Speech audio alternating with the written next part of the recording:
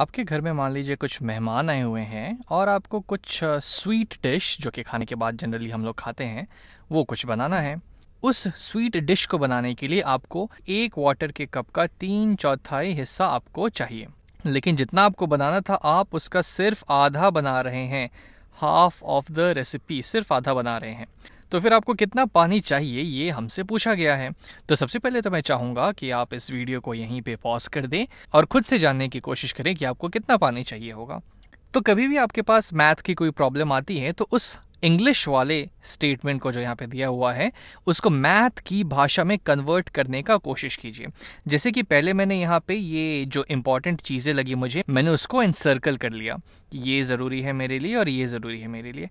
अब मुझे पता करना है कि कितना पानी मुझे चाहिए। तो मैं इसको फिर से एक बार पढ़ूंगा कि मुझे स्वीट डिश बनाने के लिए 3/4 वाटर का कप चाहिए। जैसे मान लीजिए वाटर के कप को कुछ हम ऐसे दिखा लेते हैं।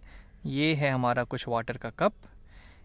इस वाटर के कप का मुझे 3/4 हिस्सा चाहिए, 3/4। यानी कि अगर मैं इस वाटर के कप को 4 हिस्सों पे बांट दूं, 4 इक्वल हिस्सों में, 1 2 3 और 4, तो इसका एक हिस्सा मुझे 1/4 दिखाएगा। तो ऐसे मुझे 3 हिस्से लेने हैं।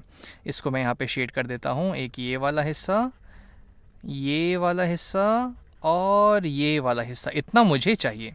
लेकिन मुझे तो सिर्फ उस स्वीट डिश का आधा ही बनाना है, मुझे दिया हुआ है। यानी कि यहाँ पे जो मेरे पास इतना आया, मुझे सिर्फ इसका आधा ही चाहिए स्वीट डिश बनाने के लिए। इसका आधा, और इसका आधा कितना होगा? तो इसका आधा कुछ यहाँ पे आएगा, ठीक इसके बीचों बीच। तो मुझे बस इतना सा पार्ट चाहिए मुझे पानी का अपना आधा स्वीट डिश बनाने के लिए। अब इतना सा पार्ट पूरे वाटर के पार्ट के टर्म्स में कितना होगा वो हम देखते हैं।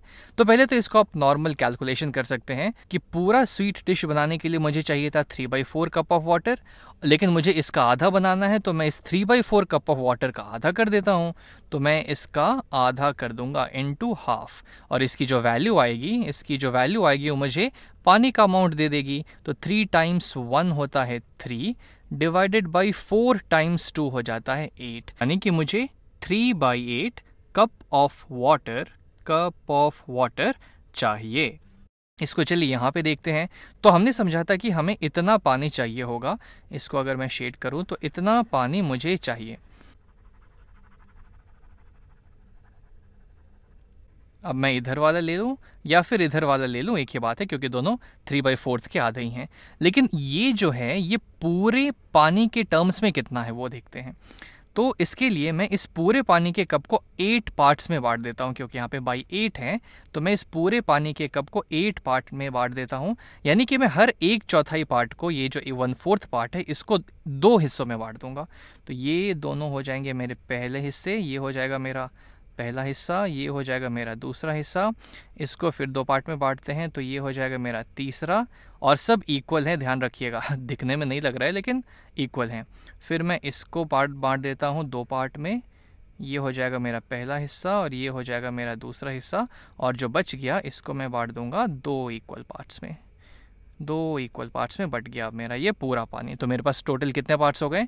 तो 1 2 3 4 5 6 7 8, उसमें से मैंने यहाँ पे 3 पार्ट ले रखा है। तो ये जो मुझे चाहिए वो एक्चुअली में क्या है? 3/8 कप ऑफ वाटर।